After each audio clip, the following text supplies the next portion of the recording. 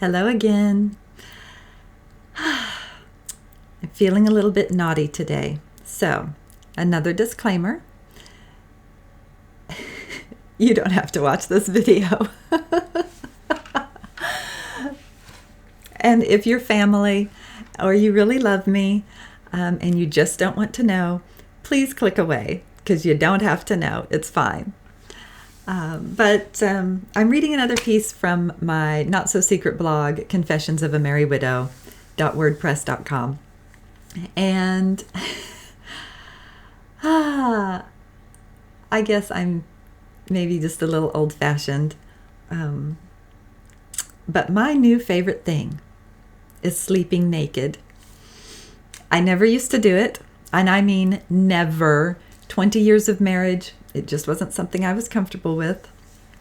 And to be fair, my husband had issues. He was always too hot, too sticky, too itchy, too restless, whatever, to be close to me. And, thinking back, I don't actually remember the last time he kissed me. We were married in 94. I have a photo of that one. And I know he loved me then. But by about the third month, he had started to keep his face away from mine. We had sex, of course. I've got 2 children.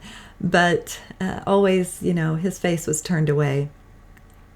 And it was years before I realized that he was hiding the smell of cigarettes or booze or whatever drug he'd been smoking.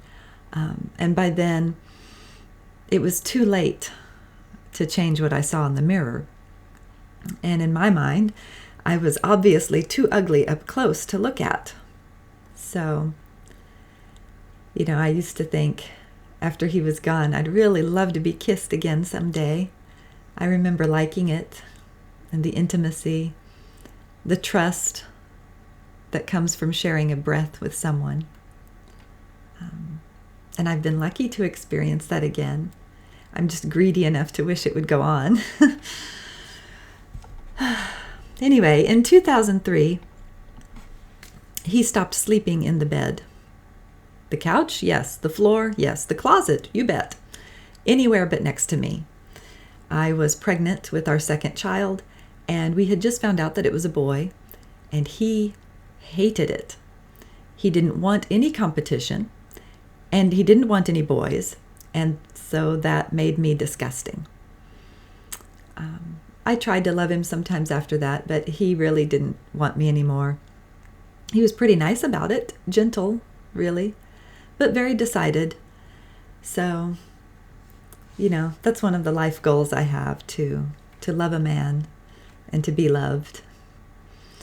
Which brings me to the naked part. Nobody tells you when you become a widow that the thing you will miss most is being touched. I hadn't really verbalized that concept until I was talking to a friend of mine who's a massage therapist, and she said, all the old widow ladies that come to her, she said no one ever touches them. Not a hug, not a reassuring pat on the arm. Widows are untouchable, which is quite true.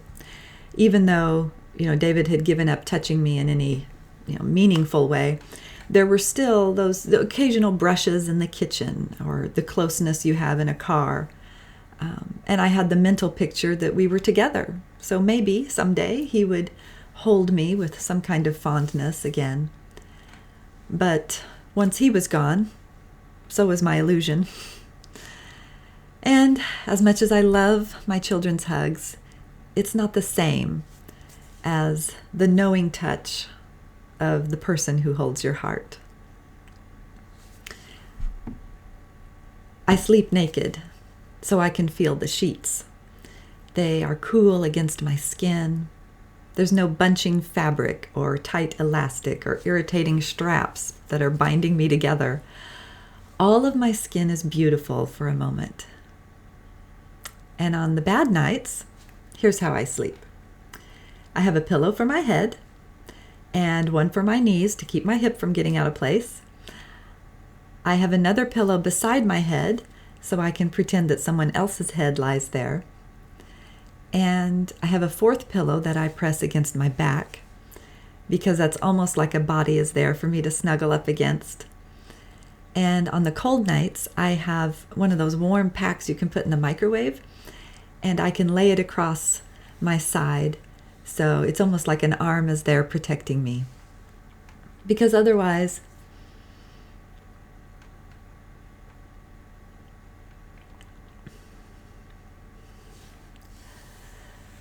the loneliness can be too great, and the bed too large, and the sound of my breathing alone is too loud. You do weird things when you're a widow, and I'm okay with it.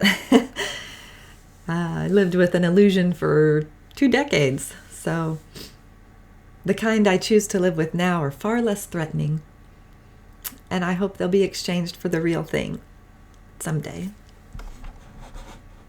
I hope you have a great day. Hug someone you love.